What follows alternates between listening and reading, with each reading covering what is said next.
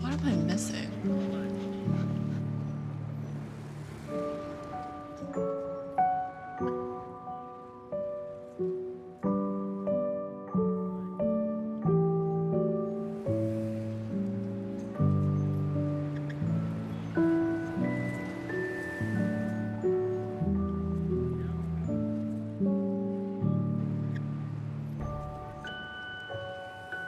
I think I got it, bud.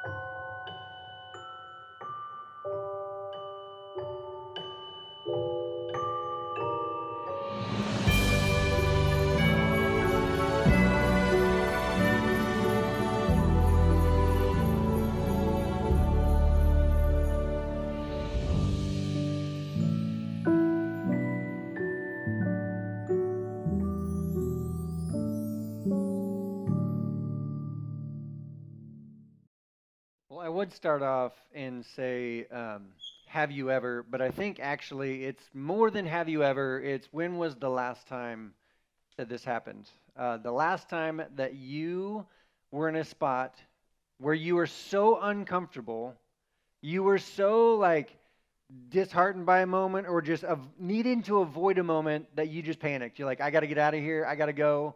I have to leave this place right now. Anybody feel like that awkward moment has happened to them before recently? Because it's happened to all of us, I think. It definitely happened to me recently, not recently, about 20 years ago. Recent. I was in Bible college at this point, and I was at the end. It was my senior year, last semester, like approaching the last semester. So like I was starting to think about what was next, what was going to happen when I graduated. Was I going to stay down in Southern California? Was I going to move somewhere? I didn't know. In addition to that, being a 21-year-old guy, I was like, not only am I thinking about my future, but I'm thinking about my future, and is there going to be somebody with me? I'm like, is someone going to come with me away from here? And there's a person that had been friends with me for the last several years, and I was like, yeah, that would be the only person. I've always evaluated everybody else against her, but I never approached her about my thoughts and feelings about her because I thought she's so far out of my league, not even a chance, doesn't matter, which probably protected the relationship a little bit more. It's Amy, if you couldn't figure that out. But there's this moment where I didn't know, I just knew that I had to take my shot. Like I had to take my chance and be like, I don't know if this is going to work out or not, but it would be silly for me to go all the way through Bible college with my best friend that is incredible and amazing and not ever even take a chance. So I decided, all right, game on. But I don't have any game, just so you know. Like I've told you that before. It was game on without the game. We served in youth group together. We went to church together. We took a lot of the same classes at Bible college together. And we had like maybe 2 days a week that we weren't already spending together. So I just found reasons to go spend time with her. Like just randomly, I'd be like, hey, I'm on my way over. I got some coffee. We're going to study. We got a test coming up. We weren't study buddies. That was not part of our friendship. but all of a sudden is like, that's weird. This is new. This is different. And I was just like, that's all I got. I don't know how to do this other than just spend more time with you and just be uncomfortable and awkward with it. So I did that for about 10 days or so, week and a half, 2 weeks. And we were approaching Thanksgiving, which is fall break. So we had, I think, 1 or 2 weeks off of school at that point. And we were finishing up school. I was going to leave on a flight the next morning. And Amy was going to go with some friends on a trip that night, that evening. And so she calls me up and says, hey, can we talk? I need you to come over to the apartment. And I said, sure can. And on the drive over, I was like, this is not going to go well for me. If you know me, I'm a processor. Like, I feel the emotions, but I need to process them ahead of time in order to walk through them the way that I want to, because I'm a control freak. So I'm processing as fast as I can. I was like, all right, I knew this was going to be a possibility, but I need to walk delicately through this moment. I need to be on top of my game. I can't show weakness. So I show up to the apartment. We're having a conversation. She's showing a lot of weakness. She's like crying. She's breaking up with me, and we hadn't even been on one date. She's like, I've been through a lot lately. The last year and a half has been a lot. And it was. She'd been through a lot. And she's like, I only have a few friends that I trust at your level. Like, you're so close. I can't risk this relationship right now. I need your friendship, and I don't want to risk that friendship. And I told her, I was super nice. I was like, I promise you, I won't change. I was like, for sure you read the room correctly. I was absolutely trying to pursue you, whatever weirdness that looked like, but that was me. Because I think you are incredible.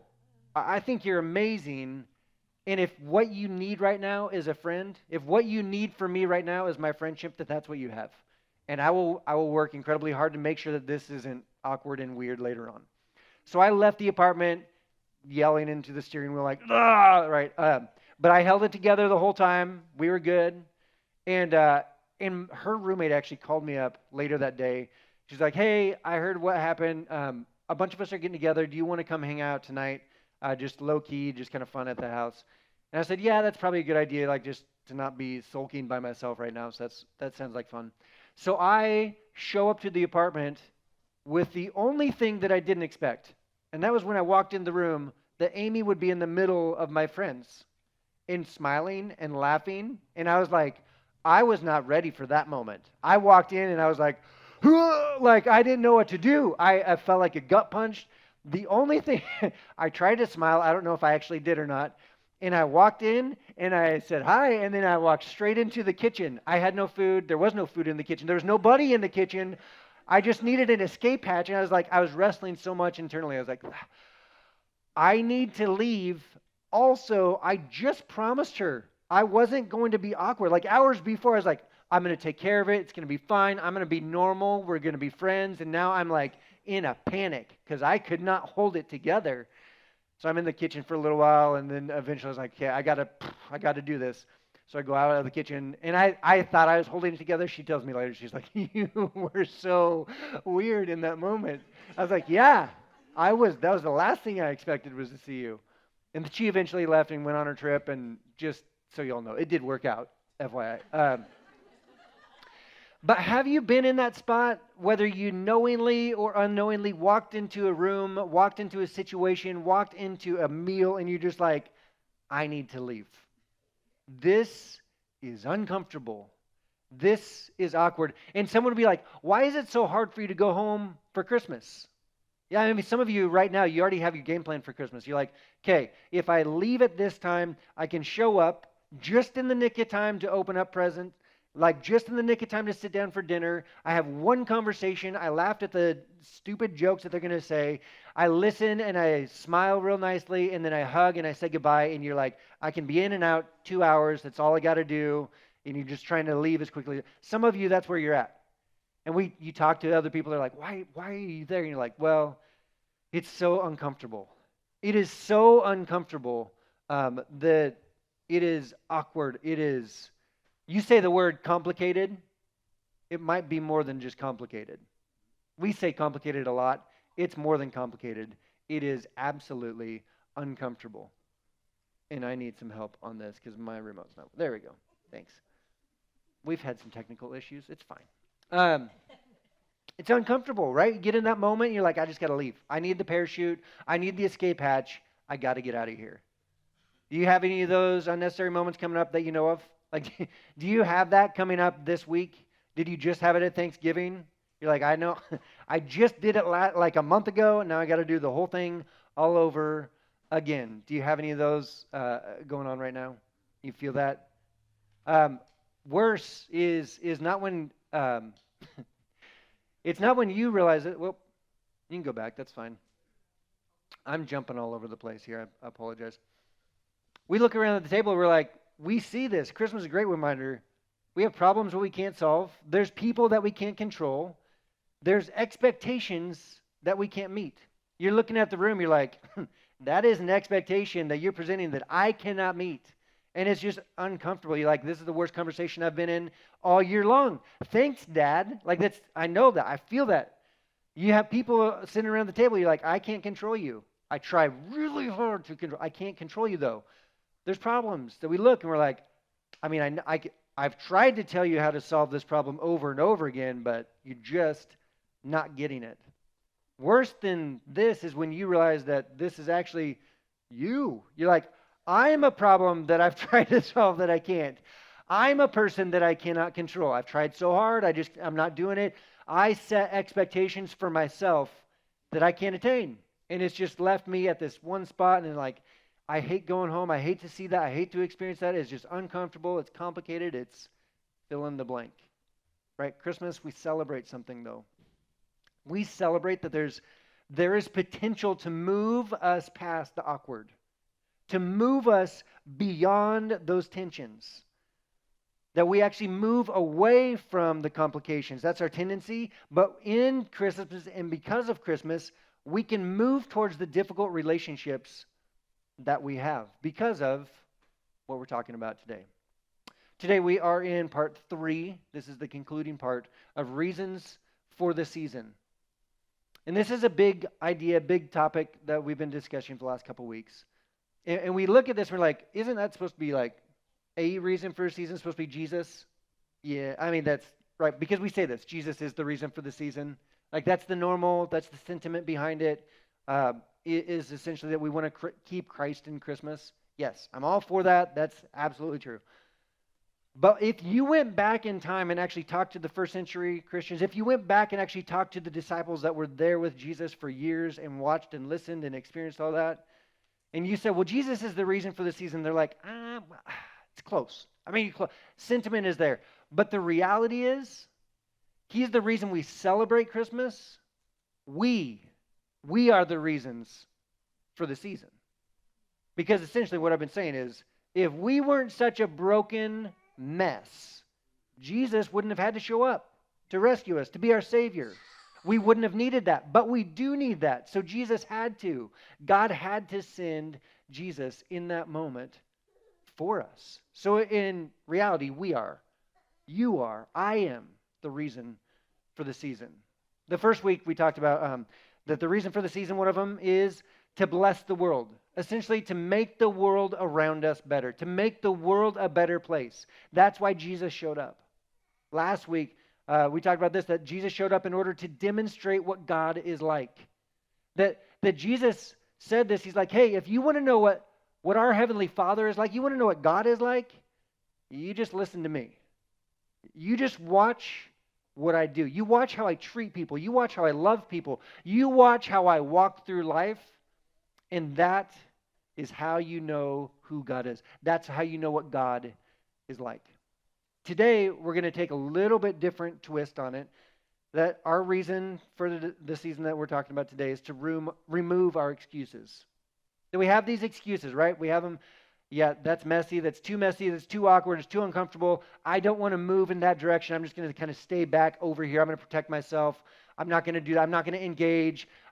They're too messy. I don't want to get their mess on me for sure. I'll just stay away from it because it's so much easier, so much more comfortable to stay away from the messes. But when we celebrate Christmas, we're actually celebrating that God drew near to us.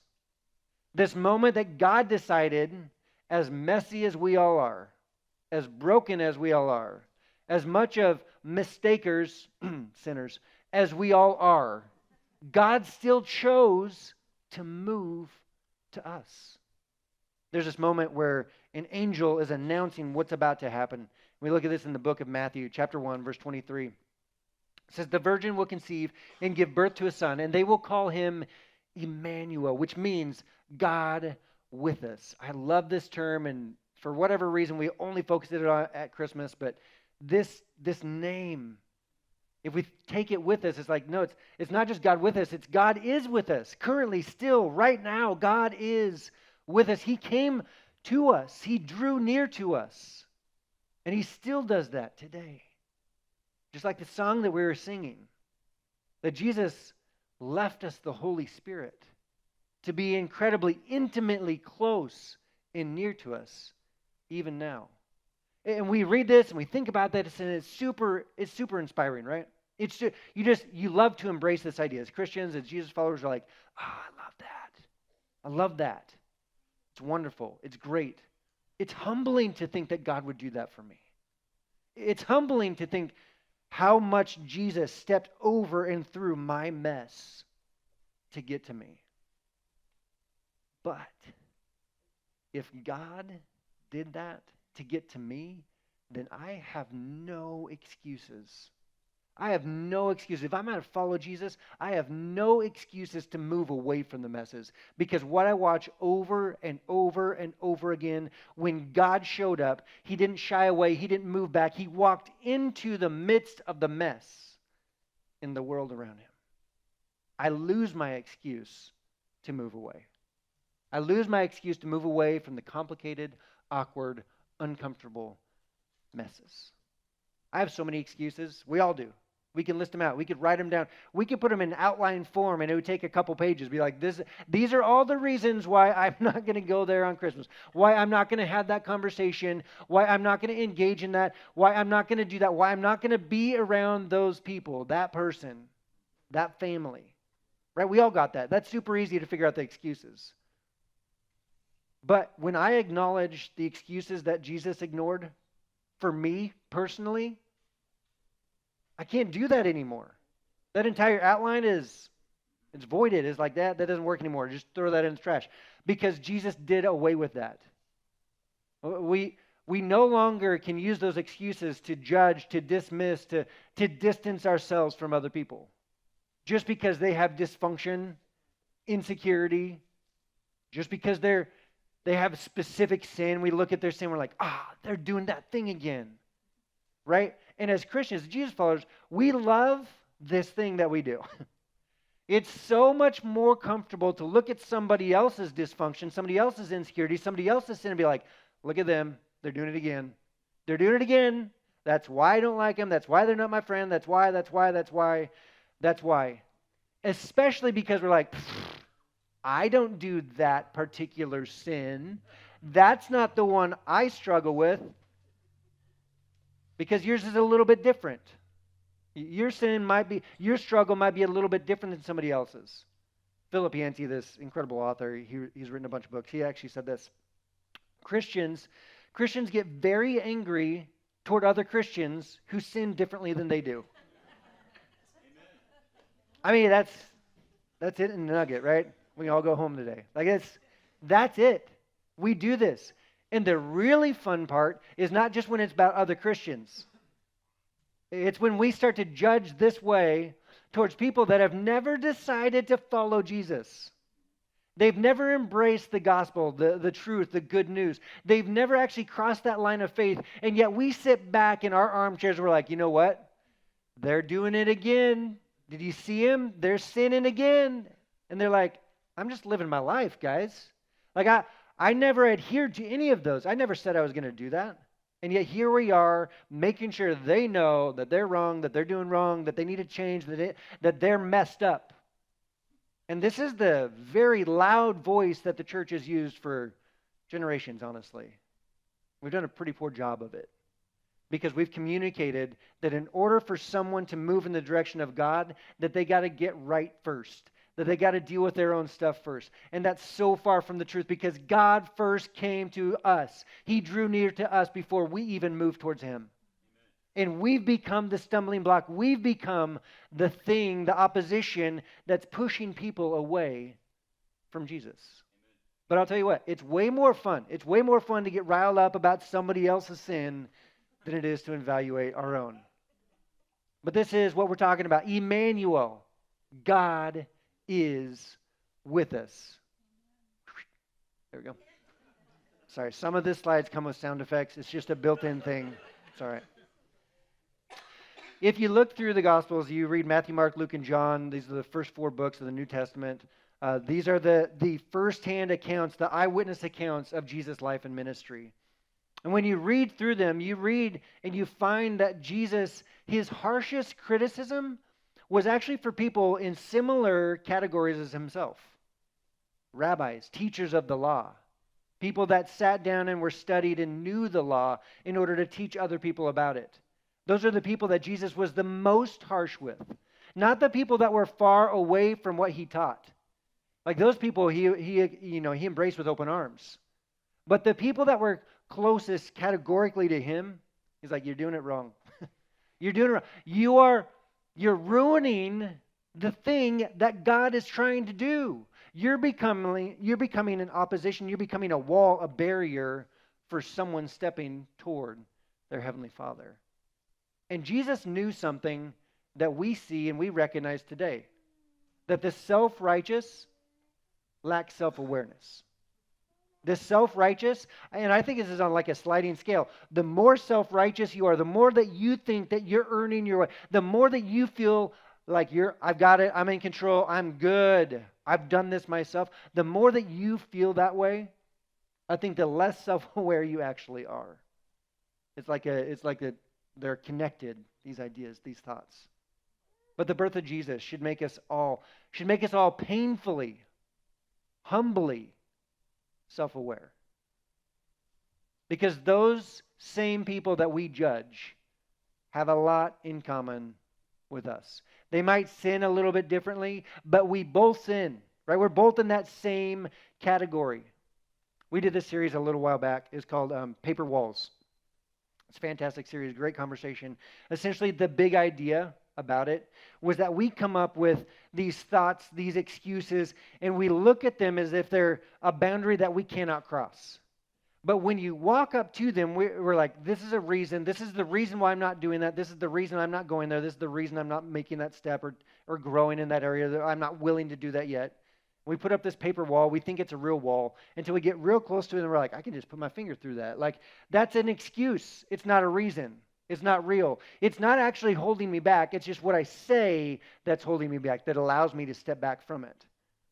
And this, in fact, is the exact same thing that we wrestle with when it comes to being in opposition, to moving away from the message. We're like, well, these are my reasons. This is my paper wall for that person. If we just look at it for what it actually is, we realize it's just an excuse. It's not a reason. It's not valid. It's just an excuse. And it's fragile. It doesn't take much to step through it once you actually move in that direction. There's this common character in story, in movie, in like all kinds of literature and writing, and it's the person that we love to hate. It's the person that is given a gift that they didn't deserve. They're extended grace. They're extended mercy. They're given something. They're forgiven of a debt, right? And then they take that freedom, and what do they do with it? They go place judgment on others. Like, I know I was given this, but I'm going to take this, and I'm just going to ruin some other people's lives with it. In fact, Jesus came up with a story. It's called a parable. We're not going to look at it today, but I mean, even he had this idea. It's like, there's this person you guys need to know about. Maybe it's you. That you receive something good, and then you don't extend that same thing towards other people. Because this is the truth. The more aware I am of the things that God has yet to change in me. When we're evaluating what God is doing in us, the insecurity, the arrogance, when we can actually see that and look at it in the face, when we see how judgmental we are, when we see how we treat other people with envy, prejudice, our sin becomes apparent. When we do that, the more aware I am of the things God has yet to change in me, the less offended by, uncomfortable with what God has yet to do and change in you. When we understand what we're walking through, what we're struggling with personally, it becomes a whole lot easier to be okay with other people's messes because we're like, yeah, I got a mess too. It just smells a little bit different, but they both stink. Let's be honest. We're going to look at the Gospel of John today, a couple different spots in there. John is the fourth Gospel, so the fourth book of the New Testament. John was there from the beginning with Jesus, didn't miss anything. He watched, he witnessed, he listened to, he was there. He had this kind of unique relationship with Jesus. He actually was tasked with taking care of Mary, Jesus' mom, because there's a lot of Marys, so just be clear. So he's actually tasked with taking care of Mary after Jesus is gone. So he spends a chunk of his life caring for Mary, the mother of Jesus. Can you imagine the stories that those two had during dinner table? Like, imagine, like, hey, did you know that he did this? Oh, yeah, that reminds me when he was little, he did this. That would be worth its, weight in gold. That would be amazing. But he did this. And they both watched, before they had that season, before that, they both watched, John's watching his friend and his teacher, and his mom, Mary, is watching her son die on a cross. They're experiencing that together, next to each other. And then they both experiencing him alive again days later. But in this moment where Jesus had died before the resurrection, for John, all hope was lost. He wasn't there at the tomb like, hey, Jesus, come on, wake up. We got to go, buddy. We got things to do. He wasn't there because he didn't believe that it was going to happen. He didn't think it was going to happen. He was in the upper room hiding, afraid, fearful of what might happen to him. And then some women had gone on that third day to go check on the body, to go see if it was properly cared for. And they think that someone stole the body. They don't even expect that Jesus has risen from the dead at that point. They're just like, the body's gone. Obviously, logically, someone stole the body. So they run back to the upper room. They tell all the disciples that are still there, they're like, hey, the body's gone. Someone stole it. And John and Peter take off running to go look at the tomb. John makes sure that we know that he beat Peter there. I think it's hilarious. Also, John is afraid to go into the tomb. He beats Peter to the tomb, but he won't go in. Why? Because he's fearful of what he's about to see. He doesn't want to see his friend. He doesn't want to see the man that he thought was the Messiah in there, dead again. He'd already watched that happen in real time. He didn't want to see his body there. And he pauses and he waits. Peter shows up. Peter runs right in. And they see that the tomb is empty. The tomb is empty. Days later, they have breakfast with Jesus on the beach. Jesus is alive. They'd watched him die, and then they had breakfast with him, embraced him, ate food with him, talked to him. They didn't know how to explain it. They weren't scientists. They're like, I can't tell you how this happened. All I know, he was dead. He's alive. He is who he said he is. He is the Son of God. He is the Messiah. John continued on. After Jesus ascended to heaven, John continues on doing what all the disciples did. They decide to tell everybody that they know about Jesus. He survives Vespasian's march to Galilee, where they just wiped out as many Christians as possible. He survives Titus. He had this 7-month siege on the area where they wouldn't let anything in or out. He survives that. He survives long enough to watch his friends that he spent the most important moments of his life with be killed and martyred for their faith. The same thing that he taught, the same thing that he believed. They were killed for that. And John had to live through that amount of pain and frustration and angst. And John never backed away from his faith. Why? Because he watched it happen. It wasn't something to argue or debate. It's like, this is what happened. I don't know how else. I watched it. I witnessed it. And in spite of those horrific things that he lived through, that he endured through, he later on, he sits down and he's actually orating to someone in order for them to, he's dictating to someone to write down his account of Jesus' life and ministry. He's old age at this point.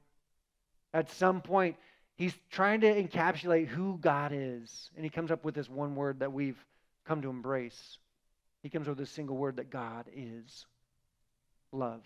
After all he's seen, after all he's witnessed, he says, God, if I could condense it, God is love. God is love. John, when he starts his account, he doesn't start with the birth of Jesus. You read Luke, who actually wasn't there firsthand. He interviewed everybody else, all the eyewitnesses. He comes through, he thoroughly investigates, Luke does, and he has like the 5-foot perspective. He's very close. He has all the details, all the information. It's fascinating, it's wonderful. John doesn't go there. He steps back to like the 30,000 foot, ways away. He's like, let's look at this from the big perspective, what this all is. He starts it differently. He starts it from a different angle, different perspective. This is actually how he starts. If we can skip ahead to John chapter 1, verse 14. It says, the Word became flesh. Somehow, this is God. Somehow God, the Word, everything that was written about God, became flesh. He became one of us. He stepped into a temporary shell of existence, down from his eternal position. He was superior to all of us, and yet he was one of us. Next slide. He did that and then stuck around just long enough to say hello to everyone, get his gift, check his watch, and then excuse himself to go back to where he belonged. Does that sound familiar? It's a different version than we normally read around here. No, that's not what he wrote.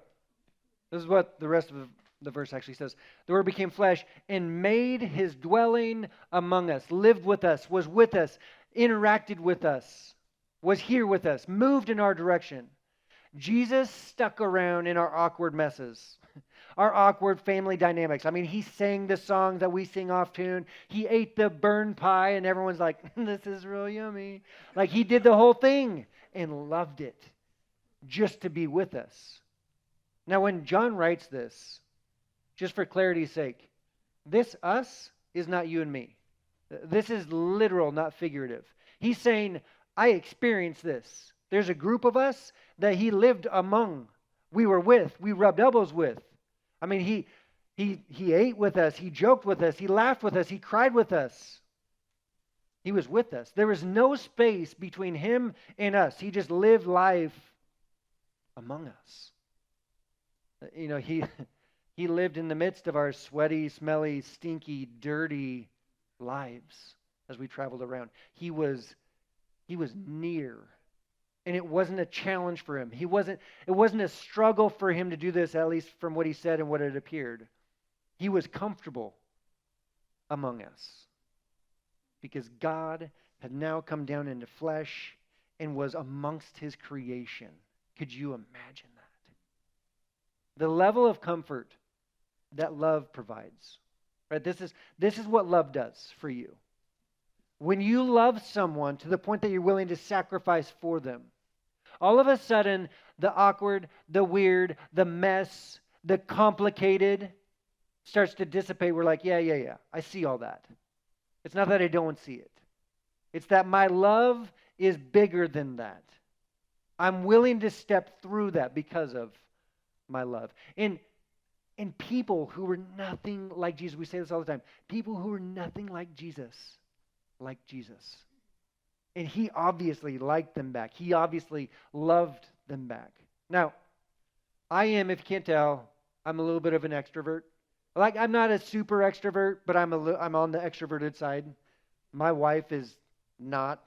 And I feel bad for her because I give her so much pain. It's just like, you got to be here, babe. You got to stick with me. And she's like, can we just go? And I'm like, yeah, we can, sure. Here's the thing. When I'm an extrovert and I'm in a room with people and I love it, especially if they're my people. If they're my people, super easy. No problem. I can stay there all night. I mean, we just keep this party rolling. I just keep on going. If it's surface conversation, if it's people that aren't really my people, they're just like, they are people, it's taxing still.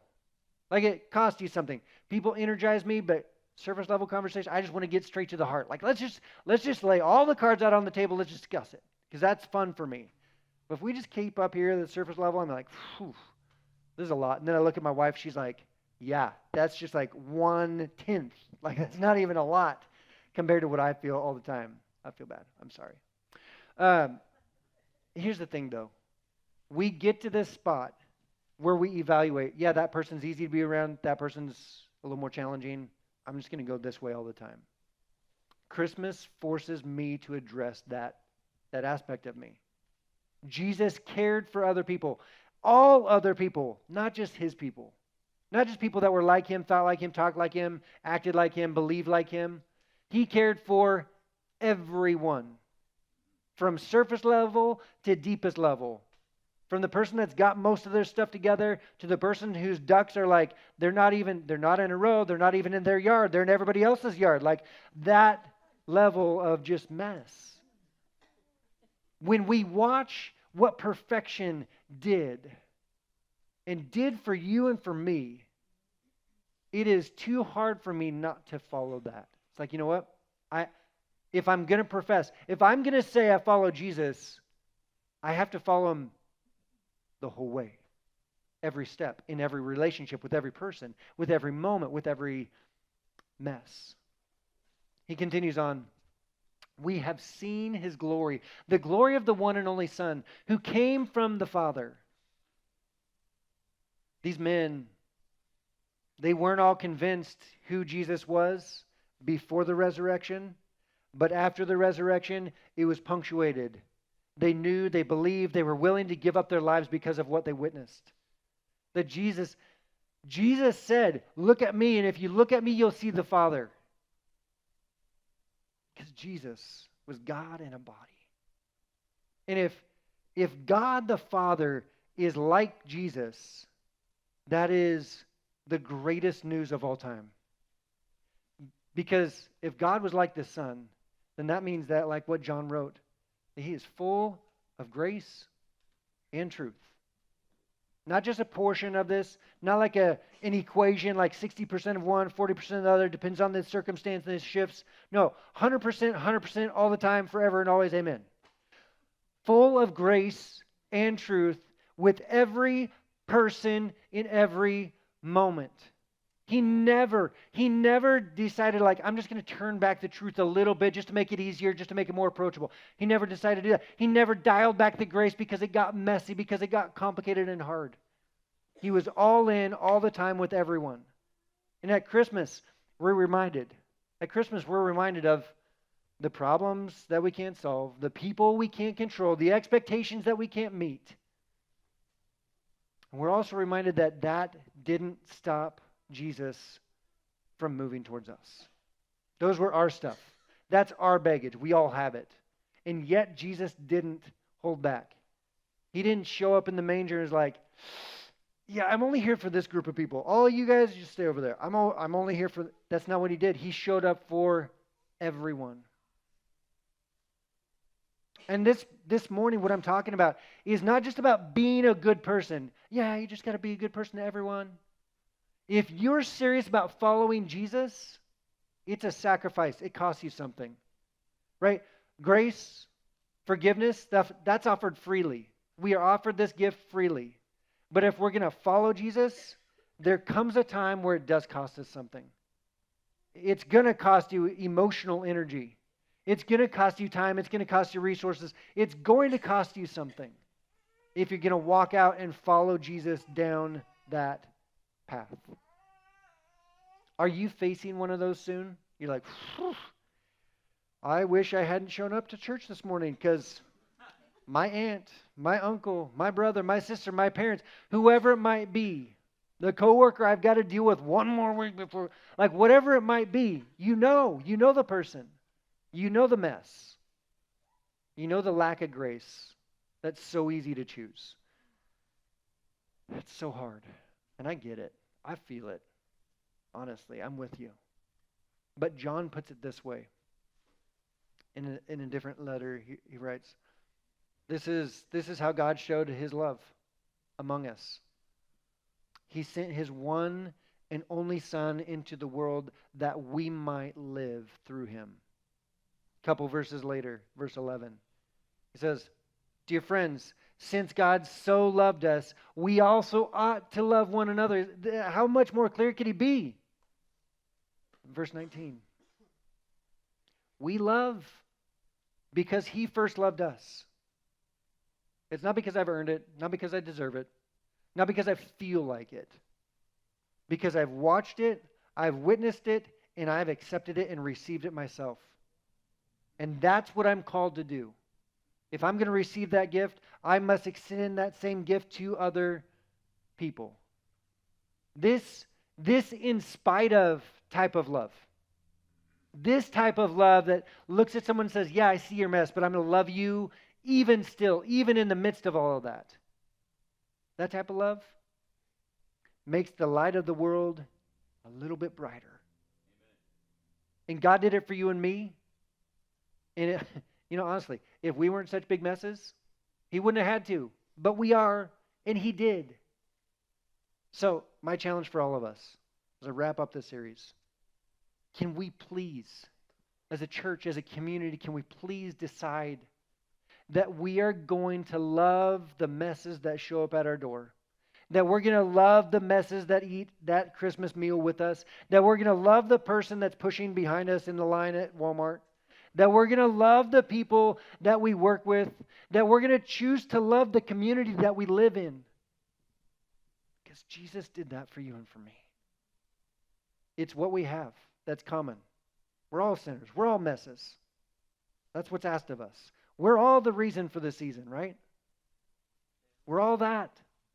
But we're also asked to move beyond the messes, move through the awkward, the uncomfortable, the complicated in their direction.